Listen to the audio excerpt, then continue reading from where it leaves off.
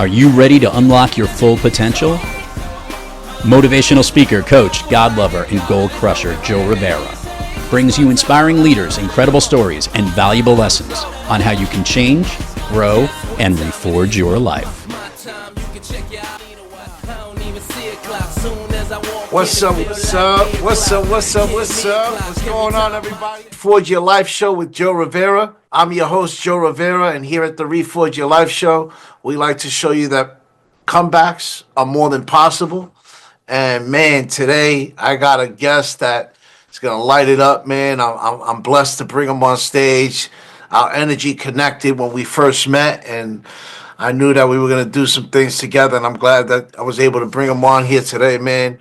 He's a former Major League Baseball player from the St. Louis Cardinals. He's a professional speaker, author, and now he's an actor. Man, my man's doing his thing. Daryl Jones, welcome to the show, brother. What's going on, man? Thanks for having me. It's good to finally link back up. Yeah, man. I mean, I'm glad we were able to do this too, man. So, man, I remember when I first heard your story and how it resonated with me, man, and it was dope to hear. And I definitely can't tell it like you can because nobody can tell their story like themselves, right? So share your story, man. I want everybody out there to hear what's going on. Yeah, man. So obviously we met at the speaking what was it, the Great American Speaker event. And what I did, I shared the story about, growing up in a single parent household. My mom, I saw my dad, they got divorced when I was 5 years old. And the real traumatic part about that was, seeing it actually happen right in front of my face. I'll never forget going to the divorce court, and my little sister, she's 3 years old at the time, I'm 5, and she asked me what was going on, and I didn't even know I knew what was going on, right? And I told her, I said, Dad's not going to be our dad anymore. And I never forget, she broke down in tears. And that from that day forward, I kind of became the man of the house, as far as internally, the fortitude, growing up around two women, one being my mother, the other one being my sister. Obviously, that protective nature starts to kick in as a young boy. And I didn't know that the kind of emotions that would be coming up in me that at the time, I got the opportunity to put into sports, and that caused me to excel in sports, acquiring 31 football scholarships. As you say, I got drafted out of high school at 17 years old in the third round by the St. Louis Cardinals. Also just in school, everything. And I didn't know at the time what my motivation was. But looking back on it now, a lot of that came from wanting the affirmation, wanting to, be affirmed. Is this good enough, for, from that fatherlessness, that I was experiencing. Again, I didn't know it at the time. You kind of tuck those things down, and just go about life. But sometimes it was when, I got through pro ball, experienced some injuries, towards the end of my career, and end up having to retire. And that's kind of when my the mask of being an athlete came off.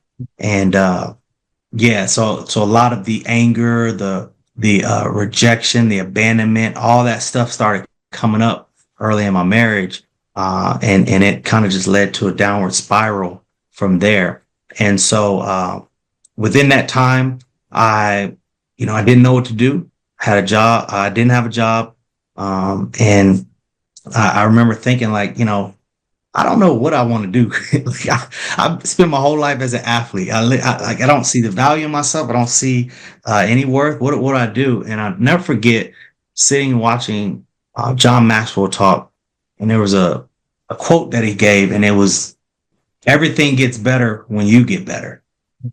And I just remember taking that in like, man, it really put the emphasis back on, I have to do something to get better, because this whole time my situation was going crazy. Of course, the families, they're wondering what's going on with dad. I'm wondering what's going on with dad. You know, your spouse, my wife is wondering what's going on with dad.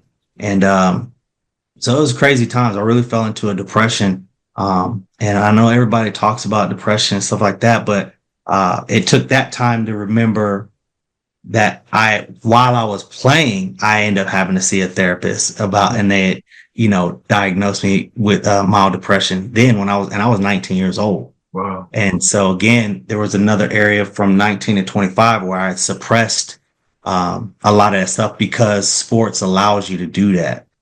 And so fast forward, I ended up writing a book called God Cares About Sports because I was like, man, I need to take what I've learned and put it into something. I like talking. I like helping kids. Let me put it into a book. And it's basically an accumulation of experiences that I have that can translate not just from sports, but into your everyday life, because I really believe that a lot of these things I've learned in sports will help you in everyday life. And I believe that. And so that's what I transitioned to moving forward. And it even has the main piece of part that you heard at the speaking event was the affirmations that I put in the back of the book. Those were from my mother. When she was raising me since 5 years old, she would have us speak affirmations on the way to school. And so, you know, I am a new creation, predestined for greatness. I'm a child of God, fully accepted by the Father. You know, I'm loved by God, regardless of how I perform. Those are the first three. And we rehearse those so much that I really give a lot of credit to her being a leader in that way, even being a single mother, by pouring into us, while we were in her care, because I attribute a lot of that to the success and why I was able to get through what really an event that should have led to me being a statistic at that early age. So yeah. No, go ahead. Oh no, so I was gonna say so going forward, when the baseball career stopped, again, I got away from all that stuff, and all that stuff started coming up, you know, in bad ways. And I've seen this with a lot of men, that there's a lot of stuff being tucked down in there, and we don't like to address it because we're taught to be men. We're taught to be tough and hard. Yeah. And I can tell you right now, man, I don't care. And I go to the gym every day. You know, I work out every day, but that's not a substitute for what you are and what you have on the inside. And if that part ain't right, the really gym just becomes another avenue to run away from your own life, as you would say. Yeah, man. There's a serious problem with that in men, of not wanting to be vulnerable, not wanting to, you know, allowing that. I was just talking to somebody about the fact of, you know, allowing the ego to get in the way. Yeah. And man, it sounds like there was definitely a big struggle of ego and vulnerability for you for a while. You know, because I mean, listen, man, you went from playing Major League Baseball, living your dream as a kid, to now, shit, what am I gonna do? Yeah. Man, you know, since you said that reminds me of that time where, so when I first, you know, stopped playing ball, you know, I transitioned from being obviously, you know, on top of the world, you know, Major League roster, everything's good, to I never forget, I was painting a football field, and even my partner that was supposed to be helping me paint the field, he had left me out to dry that day. So I'm painting an entire football field the whole time, and I'll never forget. And it was for $150. Wow. $150 that I couldn't even get that day. I had to wait a week to get it. Okay. So you want to talk about having some conversations with God. Man, I was pissed. You know what I'm saying? Because it was like, bro, like, and of course you have that victim mentality. I'm a good person. How would I do? You know, I didn't hurt nobody. I didn't do. And we had some conversations out there, and he had some conversation with me. And that's the day I realized, okay, there's more to this than just being a goody. It's like, what am I going to do that's purposeful in my life? How am I going to make an impact now? Because what I've used this whole time as my identity is, I don't have that anymore. So now it's time for me to see who I really am and deal with this crap that's boiling on the inside of me that I haven't dealt with for so long. Yeah. Yeah, I mean, you mentioned, I mean, there's a lot to unpack here. You know, I want to get in, I want to get into those conversations, you know, with God, Yeah. because I believe in those conversations. I've Yeah. had quite a few, but Yeah. first I want to talk about, you mentioned in the beginning when you were telling your story, you mentioned about having to remove the mask of being Mhm. a professional ball player. Yeah. And you know, when you had to go into that next stage, there was still pain that you were going through. There was still ego in the way that you were going through, all those limited beliefs. Was there another mask that was put on after that? And what did it look like after you took off that MLB mask? Uh, yeah, I would say there's several masks. I mean, there's several layers. I mean, it's almost like we when we teach in baseball, or when I teach in baseball, we talk about knocking two birds out with one stone, right? So that means, there's a lot of issues that can get solved if you attack the root issue. And problem with a lot of times, and even when I talk to people, the first thing I tell them, I says, you have confidence. Problem is you put your confidence in who you're on the outside versus who you're on the inside. And so Come on, man. we get our identity on this. And so everything, and as long as we don't attack the root, then you can end up with 10 different masks. And I'll give you a prime example. If you're a smoker, if somebody smokes, right, they all of a sudden stop smoking, and then next you know, some of them start gaining weight real quick, start eating a whole bunch. What would they do? They just changed the mask. They instead of cigarettes now they're eating a bunch. I went through it with sugar, and I had some issues. Pleasure, one pleasure, and it goes from food, then it went to sugar. We talked about the porn stuff. Like when you start having them issues, like I went from that, I stopped looking at porn, and then next I'm eating a whole bunch of sugar. And what God had to relay to me, because I took on another mask. So what God had to relay to me, he said, you got to realize this wasn't your issue. Well, your real issue is you like gratifying yourself. You like pleasuring yourself. You gotta stop wanting, that self-fulfilling pleasure. And when you do that, we start to attack that root of the issue. So there's definitely a lot of different masks that were taken on that can be helped if we start attacking that root issue. What was that root issue for you that you had to have that aha moment to start realizing that, damn, you know what? I don't need these masks. So for me, I mean, you already know I'm a faith man. I'm a believer in Jesus Christ, and I believe that He is my foundation. So I'll never stray away from that. Amen. But once you get from there, I would say the first thing is my identity and how I see myself. If I see myself as an athlete, right, I'm gonna do athlete things. If I see myself as a investor, I'm gonna do investor things, right?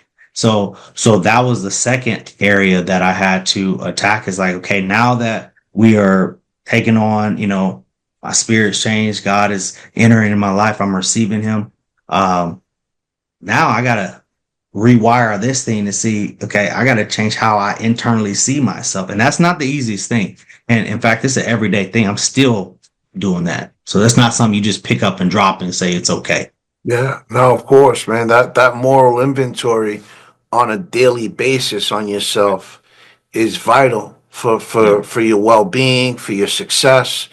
You spoke about, I mean, obviously you're a man of faith, and you speak about it all the time. And I'm curious though, when you were going through this change of going from MLB to not knowing what life's going to be like, you spoke about the conversations that you had with God, and damn, I'm a good dude. Why is this happening to me? You know, was there a point where the faith wavered, like you moved away from God, and then you Listen, were bro. able to catch up and be like, oh, you know what? Nah, I can't Hey, move away from this. let's just keep it real. That still happens to this day. You Mm, know what I'm saying? Like, let's keep it all the way real. Like, I was talking to my boy the other day, man, and it's like people assume that because you speak on faith or you may be gifted in that area that you got it all together. And I'm trying to tell people, I was like, no, it's the I don't got it all together. That's why he had to give me this. So as the that's more right. that's his way of keeping me reined in by talking about it. Because if I don't, I'm gone. You know what I'm saying? So I'm one of those ones where uh I didn't get selected to do this because of the good stuff. I got selected to do it because of the way I've lived, because of what I've seen, because of the things that aren't good in me. And the more I talk about it and honest, that's actually part of my healing.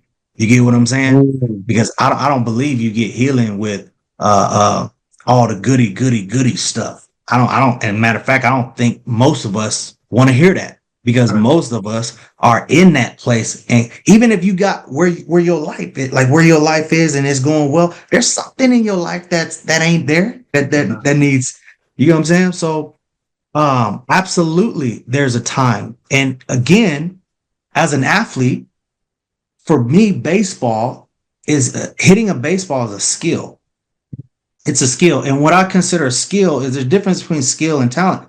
If it's a skill, if you don't use it, you lose it. Ooh. Talent you have, it gets refined. But if it's a skill, I got to work on my swing every day just to maintain it. Mm. So if I stop, then it's going to stop, right?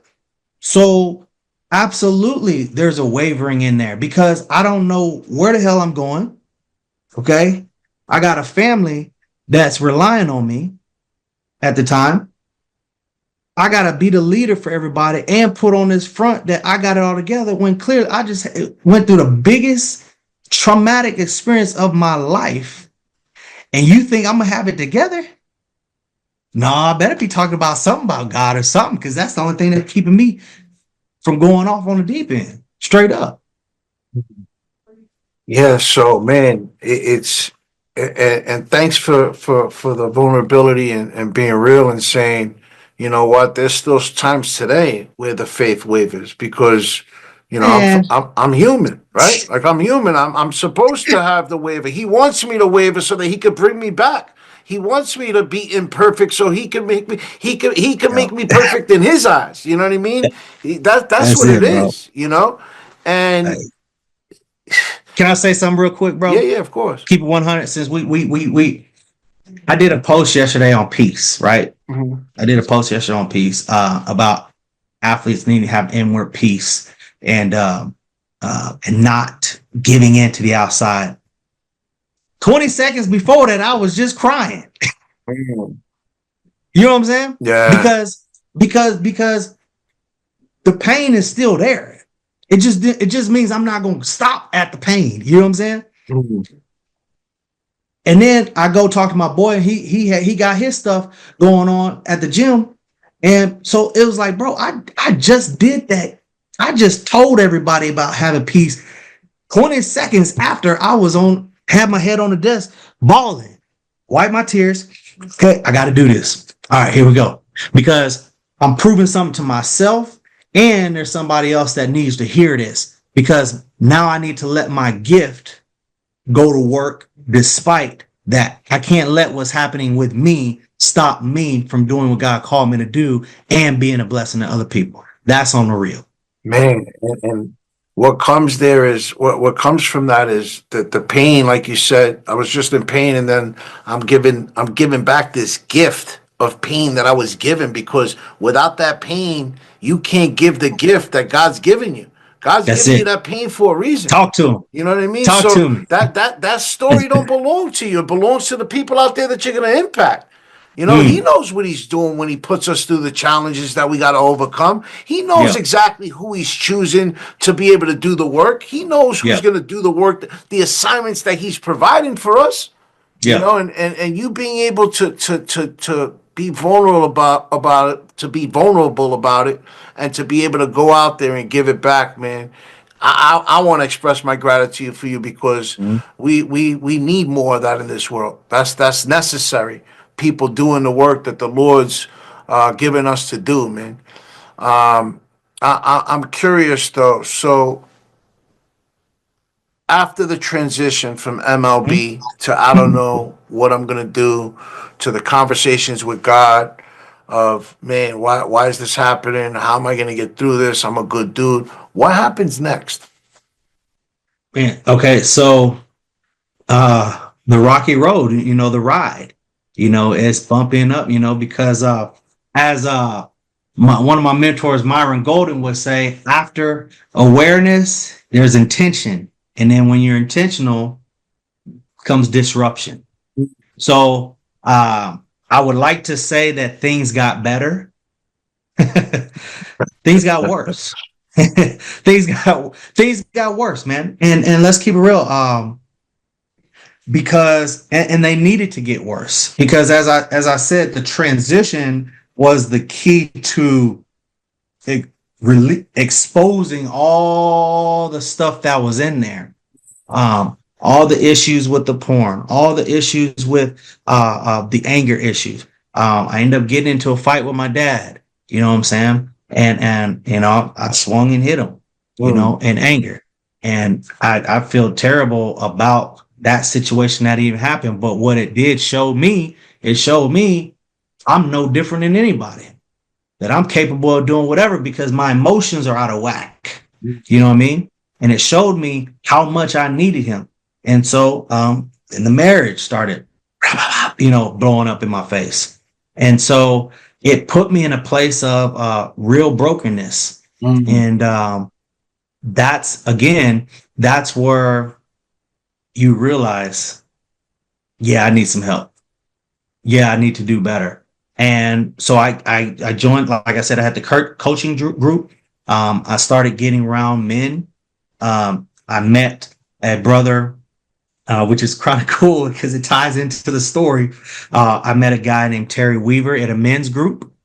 And he said, and I never forget, he said that he was an entrepreneur. And for whatever reason, man, I've always had this instinct in me to just know what to do, even when I don't know what to do. Right. I was sitting at a table, going through my phone, like saying, who can I ask for help? I've never had a problem ask for help. I was a straight A student, you know, 1B in math in high school, but just get that B, I would go to tutoring. You know, I would go to tutoring just get. So I never had a problem ask for help. So I went to my phone. I saw Terry in my phone book. I called him up. And I said, hey, D, remember you telling me you were an entrepreneur? That's kind of something I want to do now. I've always had that entrepreneurial spirit. Will you help me? Show me how to do it. He was like, absolutely. And our friendship kicked off from there. And just FYI, I'm throwing this out later, Terry ends up being the writer and producer of the movie that I was just in. So that's a caveat for later, but that's where it all started. Man, and when you decided that you wanted to get that help, and by the way, I commend you because there's a lot of men and women who struggle with asking for help, and the fact that you didn't have that issue is important because asking for help, man, there's nothing wrong with it. You know, you got to be able to ask for help, man. Remove that ego and say, man, damn, I need help with this. I'm not going to be able to do this shit by myself. Where do you think that comes from though? Like I've always asked people, like, where do you feel like that ego? Because we get it. Yeah. Well, I'm saying like ego, because the ego comes from somewhere, right? Like where do we get off the audacity to not ask for help? I have my own personal opinion. Yeah. I just wanted to ask you, Sue. Yeah, no, I think a lot of it has to do with afraid of what somebody's going to think of you. when you ask for help. There's like the a little bit of shame, a little bit of embarrassment, that you can't do whatever it is you're looking to do. Mm-hmm. So I like and maybe this is why I work in the schools, right? You ever notice in school when it's time to take a test, you're not allowed to talk during the test. You're not allowed to ask for help. I believe that in school is instilled a system of individuality. I remember when we had hard issues going on, I was calling my peeps. I still remember this girl. She was one of my great friends in school, Krista McCullough. Man, every time we had it, we'd be on that phone. Hey, how you do this? At home? So right away, we would already hitting people up, asking for help. You know what I'm saying? And I don't think that's promoted enough. I don't think that team concept is more, when the tests of life come in, as an entrepreneur, you call people and say, hey, how do I do this? Help me out. What's up? We don't stay quiet. And that's just a little caveat that I like to talk about in the schools as far as changing the way we do stuff. Because if you're serious about these kids and people being productive, being quiet ain't the answer. No, you got to use your voice, man. You got to use your voice. Your voice is a powerful tool that you were blessed with, and utilize it. Speak up. Speak up, because guess what, man? Closed mouths, they don't get fed. Don't get fed, though. They don't get fed. Don't get fed. So you decided to go and shift from MLB and, ask someone to help you become an entrepreneur. Mm-hmm. I'm sure throughout the journey of after MLB up until entrepreneur, even now, right? Because we all face limited beliefs every day. What are some of those limited beliefs that you were faced with that you had to overcome, or that you're still overcoming? I think one was a scarcity mindset. I think because when you grow up in a single parent household, and I think a lot of single moms can attest to this, that there's a survival mentality that goes on, and we always say these things, and I did my best, and my mother did. I can't even like acknowledge what she did, because she did so much. You get what I'm saying? For me, like without, like I'm not even a ball player without her. You know what I mean? Gosh. Like, because I did so much stupid stuff that she just kept my butt right there. When it comes to certain things that you see and you're exposed to a survival, and that takes into your mindset, and and we call it hustle these days. We call it hustle, and a lot of times what you call hustle is really you're surviving, because the people that make the real big impacts, they make it up here first. You get what I'm saying? They think they think about it first. They process. They know how to make. We know the people that we look up to, man. They know how to make money with this thing. It ain't all. And Myron Golden talks about this. He talks about the 4 levels of value, and the lowest level of value he talks about is the implementation, your physical value, what you do with your physical body. And so you'll notice he gives the levels of income that are associated with each level of value. I think the first one is implementation. The second one is management. The next one is communication, where you start making money with your voice, your mouth. And then the next one is your brain. So he gives the 4 levels of value. But notice what we do physically, what we're doing here, the hustle and bustle, that's the lowest level of value that we offer. And so that's what I had to get out of, because even as a professional athlete, see, a lot of people don't understand, even as a professional athlete, that's still a level of implementation, because I got so used to making money with my physical body. Mm. You get what I'm saying? Yeah. Now there's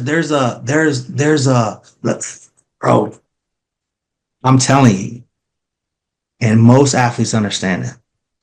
When you're making that kind of money, there's no challenge for you. It's so much better now. But when I was playing, there's nothing in there training your brain to learn how to manage money, to learn how financial literacy. We spent our entire life getting what we got physically. Yeah.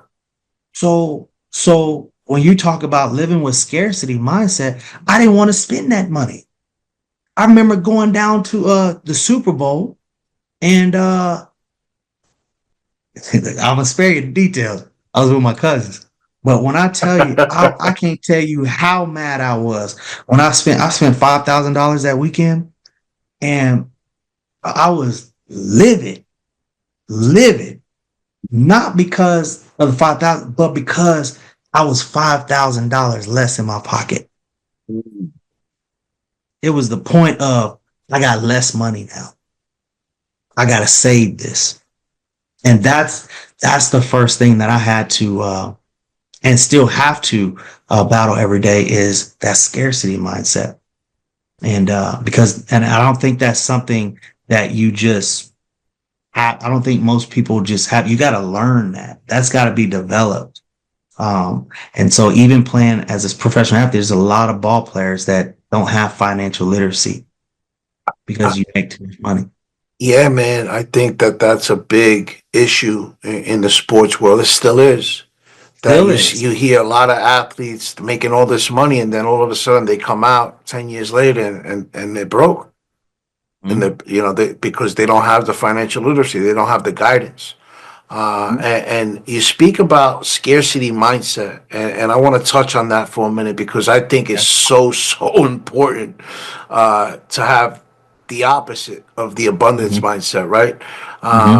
And what first off, before we go into how you shifted that, what was some of the circumstances and conditions that you created because of that scarcity mindset?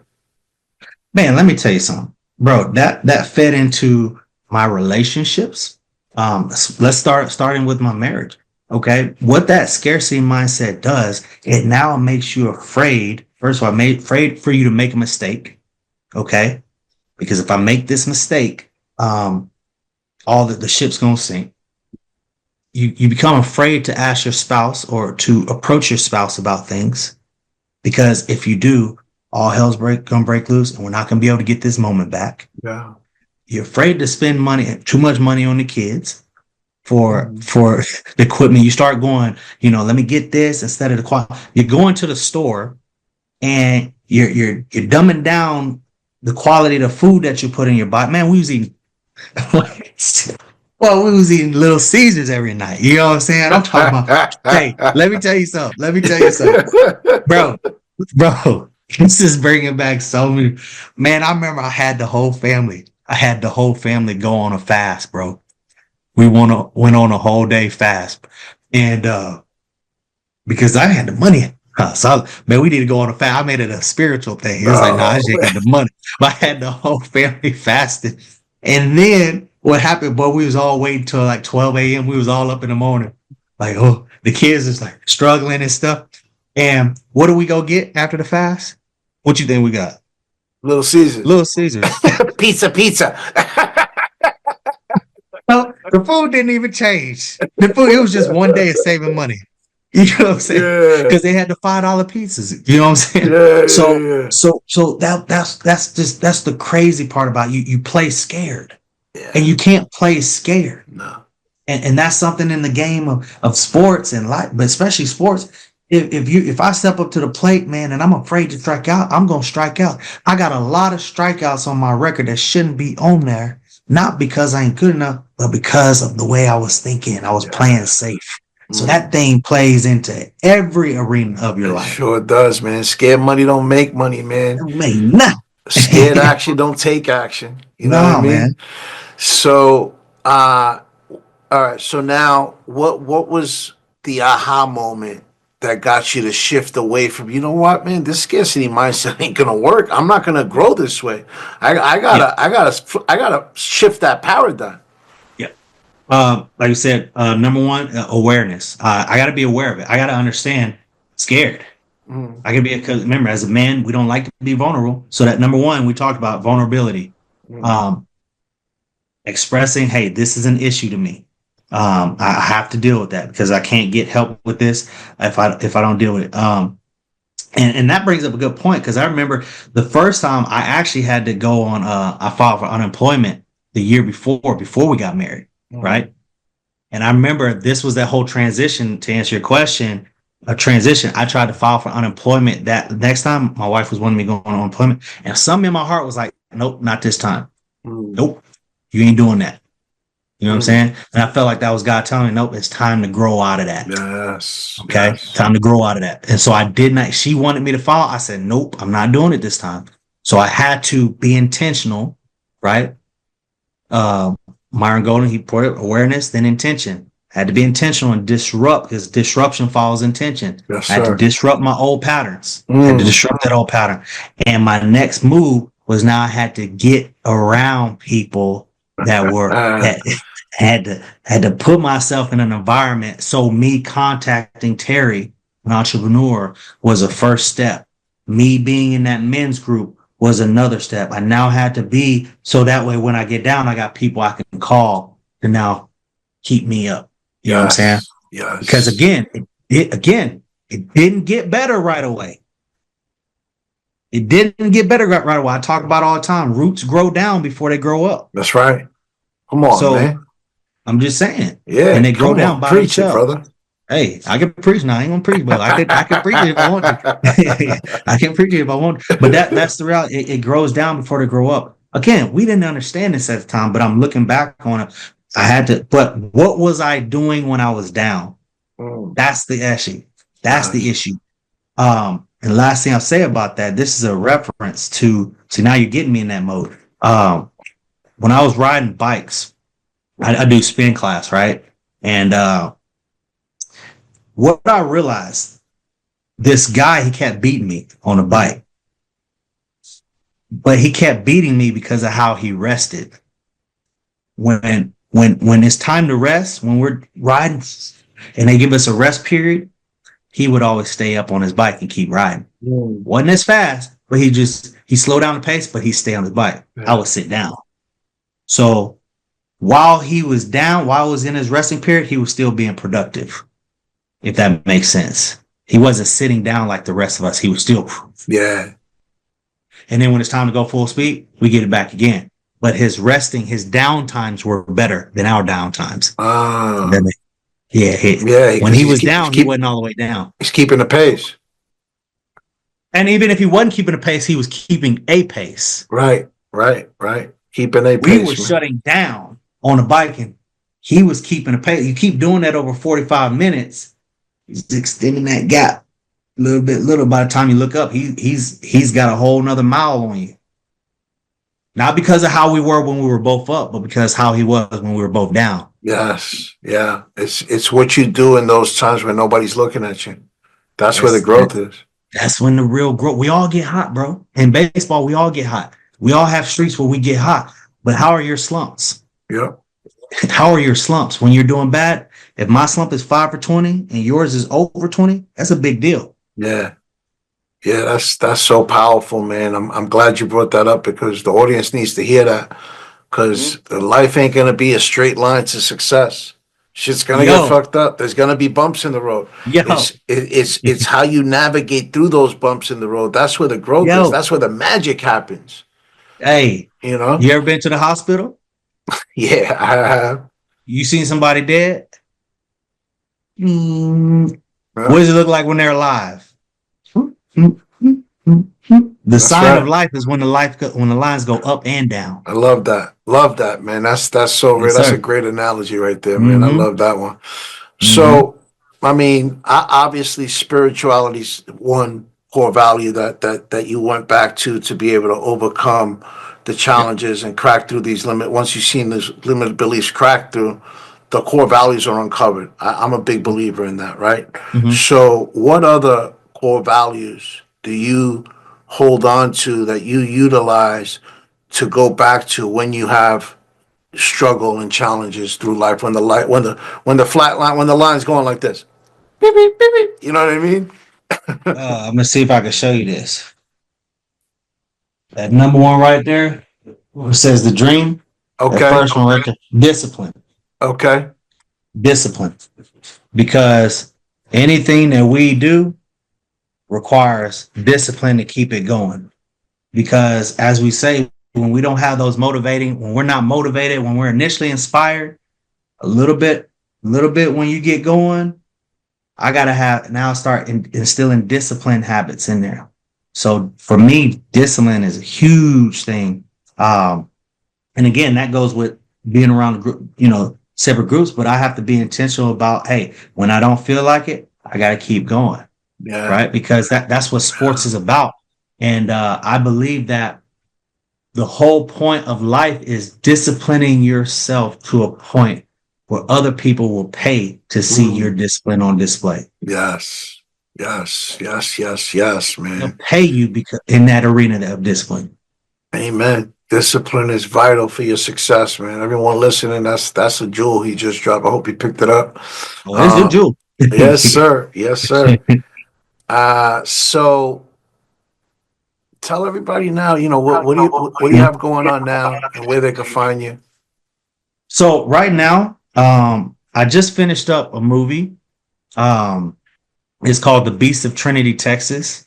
I play a sheriff's deputy, and my character Miles Devereaux, his life is actually written. It was written to portray my actual life. Okay. In the movie, yeah. So as I alluded before, Perry, he's the director and producer of the movie and writer of the movie. He called me one day at a time where, man, I was going through it. And he said, hey, man, I want you to be in this movie. It's written after your life. You'd be the best character for it.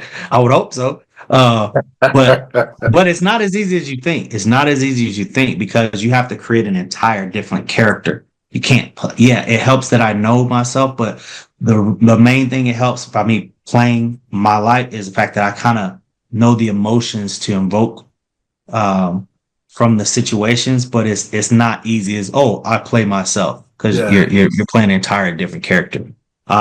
So yeah, we just finished up filming. That movie is about 75% finished. It should be out later this year. And then now I am in the process of getting ready for another film. And can't tell you about that one yet, but that one I will be a captain in that one.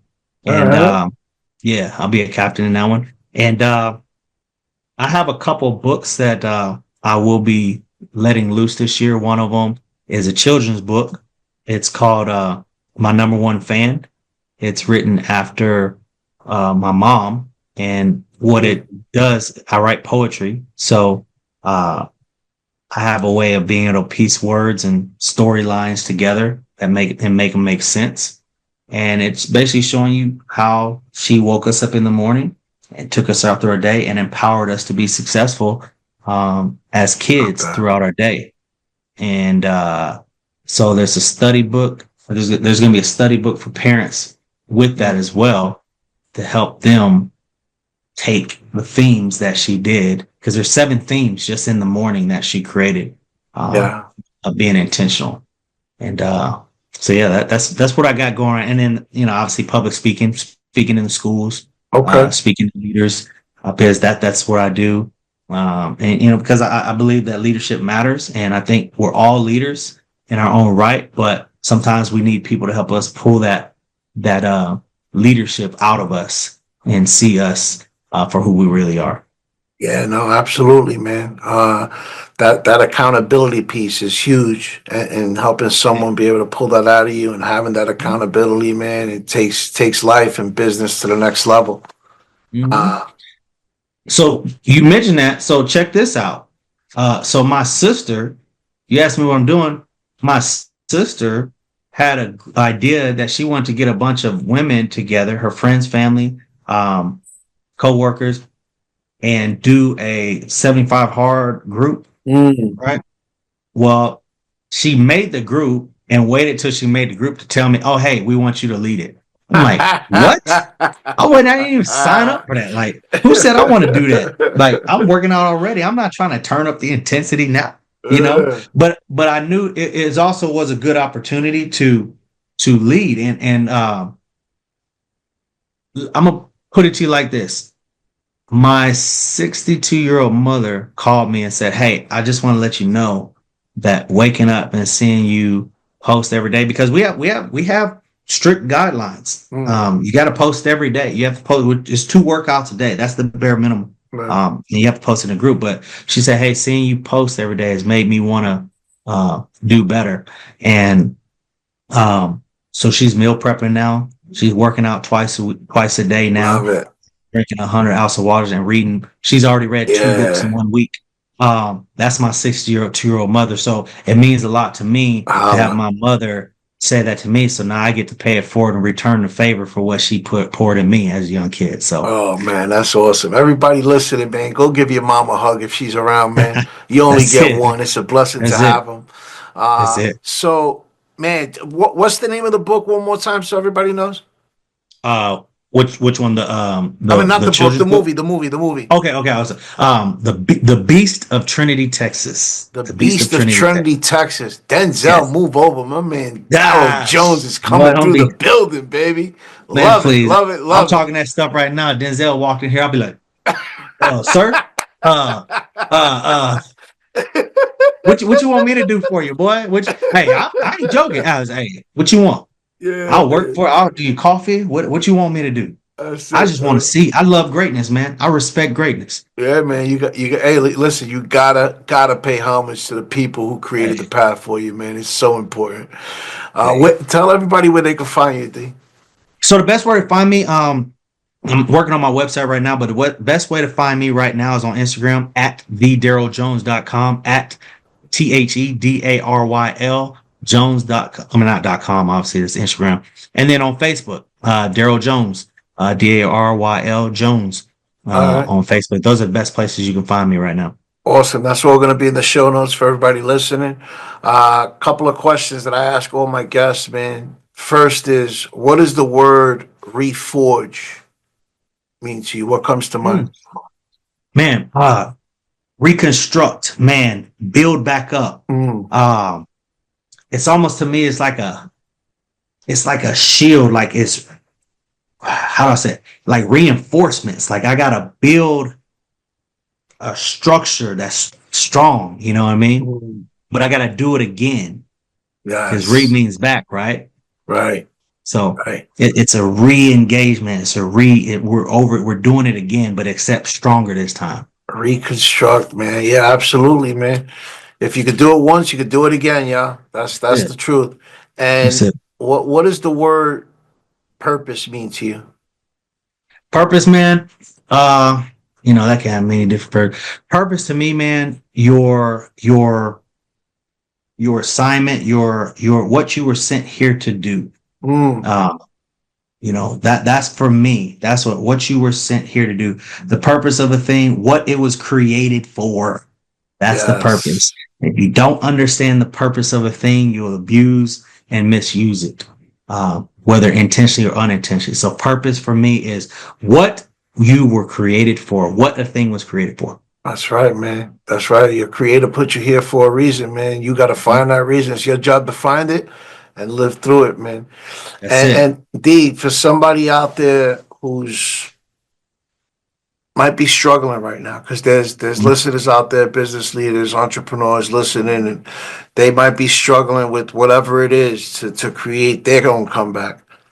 What's one piece of advice you could give the listeners that might be looking to reforge their life? Man, honestly, I know a lot of people call it cliche. I can only speak from what has helped me out and what continues to help me out, but I'm a big believer and going back to the creator, bro. Scripture says, seek first the kingdom of God and his righteousness, and all these things will be added to you. If you were going to, if you're playing an Xbox, right, and the Xbox broke down, who would you call? You would go, you can have all the principles, you can have all the smart stuff, but ultimately Microsoft is who created the Xbox, and that's who you should probably call the creator of the Xbox. That's the best person that will understand, because it understands its own design. So, and it knows it in an intimate level where nobody else, not even you, understand it. So that's what my advice would be. Come on, man. Love that Go to your analogy creator. too, man. And that's so real. Ain't nobody's gonna fix it like the creators could, man. You gotta go back to that higher source and That's ask it. them to give you the strength to be able to push through, to be I able got to be you a box resilient. right there. Yeah, man, that's real. All right, man. Listen, one last thing for fun. What's something the audience should know that you enjoy doing for fun, bro? I love music, man. Like I said, I got a pass in music, man. I love art. I love writing poetry. I played the saxophone when I was younger, and a lot of people don't, and they wouldn't know, but even the people in my close circle, they know me as a ball player, but I'm really an artist. I love creating art. I love creating, and especially writing. I think I get a lot when I write, man. There's something that happens in me that I just believe that God gave me a gift with words. And so that is what I really enjoy to do. I really enjoy using my writing to make a change and make an impact. Love that, brother. Love that. Well, Daryl, man, thanks again for coming through, Thanks bro. for having me, man. It's been a pleasure. This has been better than expected. Yeah. I had high expectations, but we raised the bar, bro, which I knew we were going to do, brother.